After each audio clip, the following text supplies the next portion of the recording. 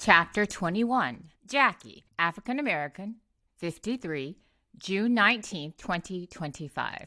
Jackie first reached out by text after hearing about my work from one of my former writing instructors. Something he said resonated, and she decided to connect. She'd written a book and wanted to explore writing plays or even screenplays. From the moment she walked through my front door, our conversation felt natural. She was warm and open, the kind of woman who puts you at ease without even trying. Early on, I knew she'd be perfect for Truth Rises. Somewhat hesitantly, she agreed. And suddenly, I was interviewing her instead of the other way around. She told me she was 53, and I couldn't help myself. "Jackie, shut your mouth." She laughed and pulled off her hat. "I'm telling the truth. Look at the gray, girl. You see?" Still, 53. She could easily pass for early 40s, late 30s. She tries to stay active. "It's about my health. I want to live long and strong for me." I asked if she worked out every day. "Not every day, but I have a regimen. I love it. It's therapeutic for me." She isn't a big eater. "Lately, I'm not eating as much meat. Not intentionally. My appetite's changed, and I feel too thin now, and I don't like that." Honest, self-aware, and like many of us, she admitted she's her own worst critic. I asked if she was born in Jacksonville. "No, ma'am. Born and raised in Michigan." She moved to Arizona to support her church, where she met her husband. They eventually moved to Florida. Her husband is a lead pastor, and her title? Volunteer. She said it resolutely. I smiled. She reminded me of my cousin, also a pastor's wife, also not eager for a more prominent title. When I asked about her children, she paused, protective for the first time. As a mother, I understood. I assured her the focus would remain on her, not them, and after a moment she nodded and shared what she felt was right. She and her husband are raising 2 boys, one entering high school, the other preparing to leave home for college. I'm in the fields now. I have to guard my heart from anxiety. We're close-knit. He's never been away from us like this. I told her I understood. I've lived that season. We spoke about the mother-son bond. She told me her youngest once said, "Mom, you know what they say. You're a boy's first love."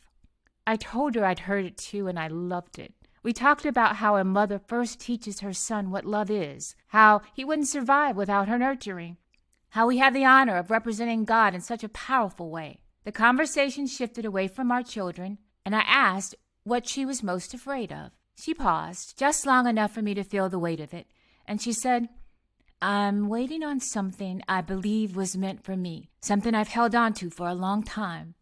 And I understood in those quiet moments, the ones where your thoughts get loud, it can take real strength to push back against the questions that whisper.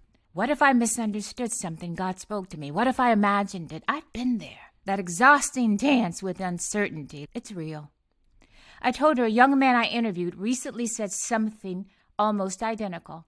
His greatest fear was not becoming everything he knew he could be. That theme runs through so many of the stories people share with me. It's so deeply human. As our conversation settled, I asked her one more question: how she approaches people whose beliefs differ from her own. I'm patient. Everybody has their own story. And at the end of the day, God gives free will. Their choices aren't mine to own. She told me about a time she offered to pray with someone, and when asked if they were ready, they told her no. I said, "Thank you for the honesty." And I really appreciated that. That kind of wisdom Jackie has, patient, respectful, compassionate, it's rare. Her spirituality led the conversation, but never in a way that felt pushy or heavy, even before she learned we shared a common faith. She's a mama bear, fiercely protective, a wife, a daughter, a friend, a writer who didn't even bring up her own work. Once we started talking, the fellowship took over.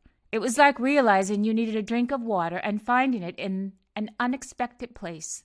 And it turns out to be the most refreshing water you've tasted in a while. I think again about how we met. A recommendation, a text, a brave reach, an open yes. Maybe nothing is random.